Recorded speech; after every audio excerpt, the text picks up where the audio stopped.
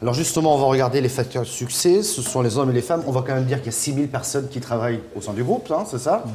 Sur l'Europe? Sur l'Europe, voilà.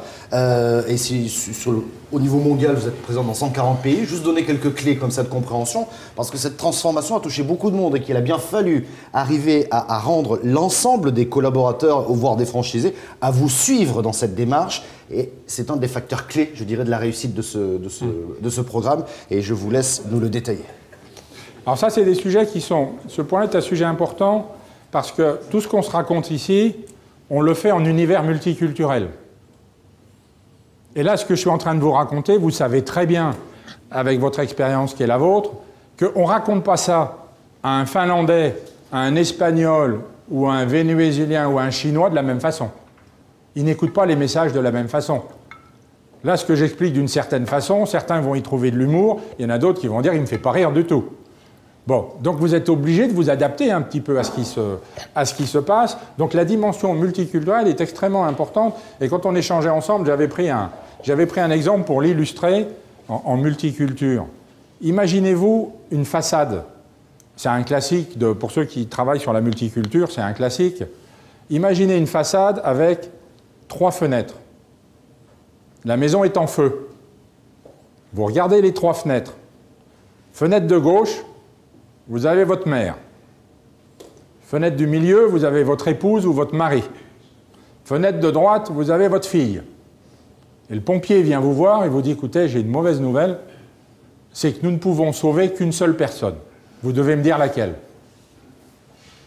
En univers multiculturel, suivant les pays, le choix se porte sur une des 3, mais jamais sur la même. Et donc, si vous pouvez en sauver qu'une, alors que votre panel multiculturel vous dit vous sauvez les 3, il y a un truc qui ne va pas, parce que vous allez faire des mécontents.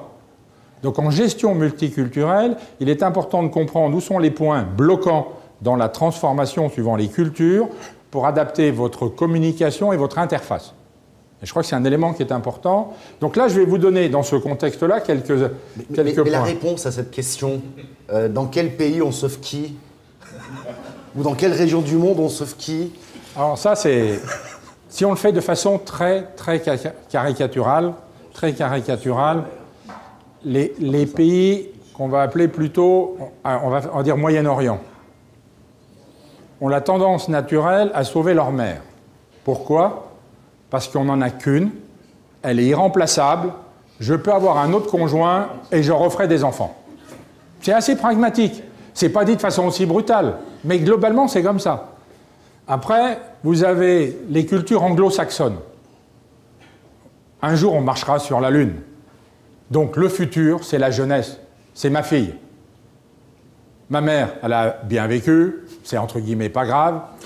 D'accord? Non, mais quand vous faites les tests en univers, c'est intéressant d'écouter les gens quand vous leur demandez de choisir sur ça. Et ils ne choisissent pas le conjoint parce qu'ils choisissent ce que représente le futur et la future égale la jeunesse. C'est un élément important. Et les Européens ont plutôt tendance à choisir le milieu.